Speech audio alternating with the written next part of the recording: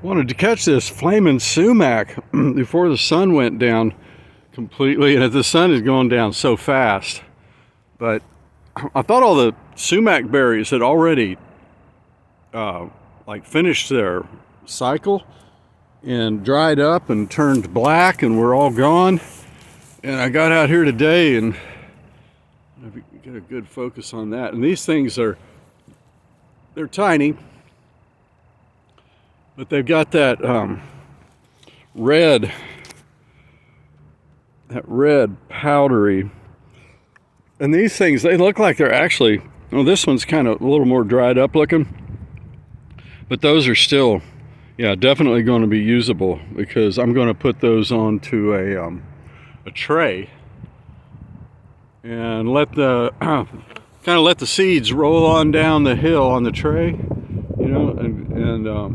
But this tree is kind of loaded, man. They're all over. Oh, that's a nice big beautiful cluster there, man. That's nice. I mean, they look almost oily, and they do have like this kind of a, it's weird, kind of a powdery oily thing. If you're messing with them a lot, it'll kind of build up on your fingers. But it tastes really good because it's real high vitamin C, so it's sour, you know, like tart. And yeah, the sun definitely went down. But wait, when I first got over here a little bit ago, this tree looked like it was on fire. That's why they call it the red sumac. And people think, oh, sumac, poison sumac. Oh no, poison sumac. But there is no poison sumac in Texas. There is a sumac bush tree like these. I mean, these sumacs get, I don't know, you can kind of see how big that one is. It's about 10 feet tall, kind of a medium small shrubby tree. And there's a version that happens up in the northern United States that gets white berries on it. And that's all you need to know. If you're up north and there's a sumac tree, it probably has leaves that are kind of similar to those, that kind of, what do they call it? Opposite pinnate, and that's about it, opposite and pinnate. But God, this beautiful color, isn't it? That is so cool. I just love it. You know, I got out where the deer and the antelope play.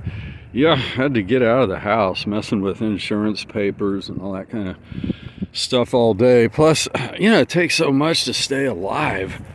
I mean, I spend so much of the time, you know, of course I was fixing up mushroom teas, not what you're thinking, though it's not a bad idea. Well, let's not get into that on this video.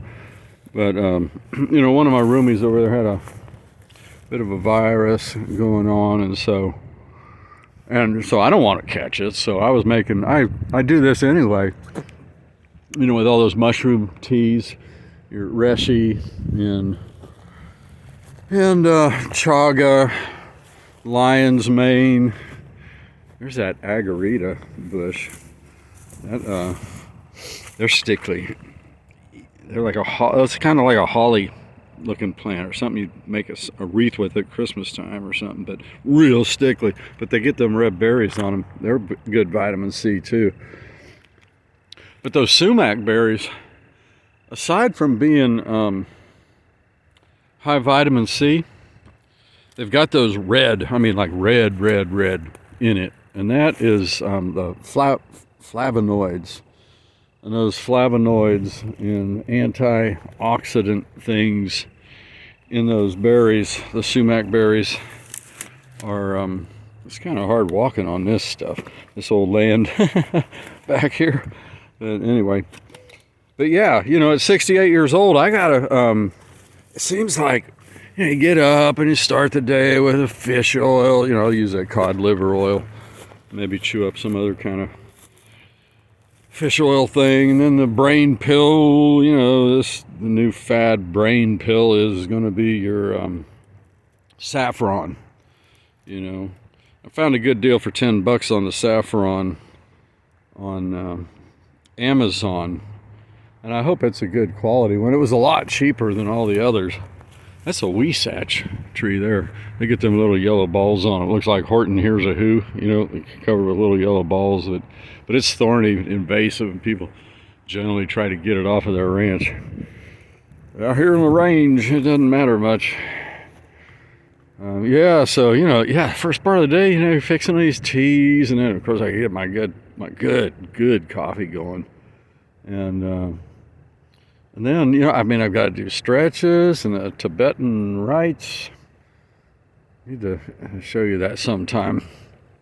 5 Tibetans, the Tibetan rites, for like stretching and toning and stuff. And then, you got to get your exercise and get something done in the day and get some crap taken. How in the heck did I ever have a job? Well, I guess I didn't have to spend all that time staying alive and getting ahead of the viruses. But, with all those mushrooms, I don't really catch the viruses. And if I do, I just do the McCulloch protocol on the 1% iodine. You take that 10% iodine from the drugstore and you mix it up 10 times the water, 1 to 10 in water, and then you snort a little bit of it and spit out what gets in your throat, and then you get about a ½ ounce in your mouth and swish it around real good and gargle with it. And you do that every 5 hours when everybody's sick around you, and when especially you start feeling in your nose and in your throat and in your head and your face and lungs like you're getting it. You're going to get it if you do that iodine like every 5 hours, and it's a frickin' cakewalk.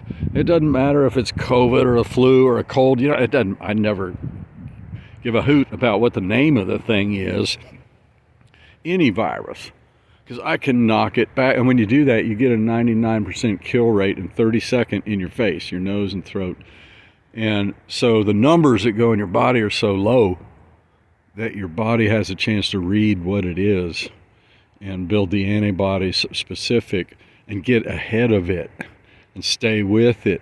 Or if you're just like letting billions and billions and billions of them keep growing in your nose and throat, it gets way ahead of your immune system, and you're down with the fever and the headaches and the coughing and pneumonia and all that and the crap.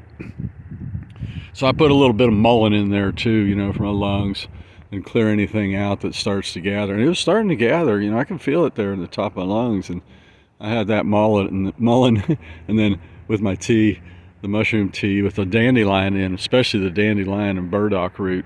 I mean, that's a potent drink with all that stuff in there. And yeah, so anyway, it's another day and another bag of chicken feed down here in north of Austin.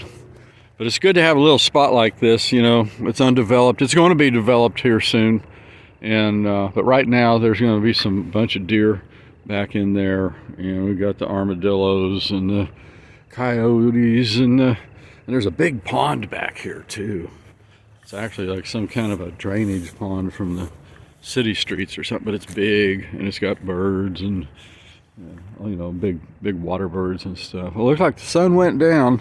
And that's kind of what I got out for. I really needed the reconnect, because this is what it's about, man.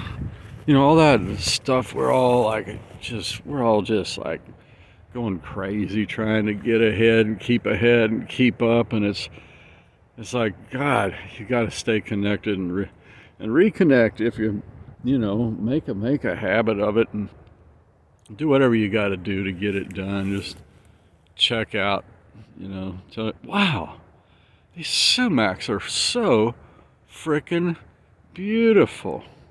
Yeah, so those berries, they're like antiviral, anything that's anti-inflammatory and immune building, especially with the vitamin C and the minerals that are in these berries.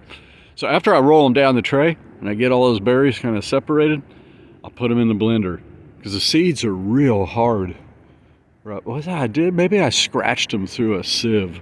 I'll have to go back and look at my previous video on that. There is a video out there somewhere on rolling those little seeds down and processing them, but I'll try to keep better tabs on it this time and share that with you, so just so you know, because men die for lack of knowledge.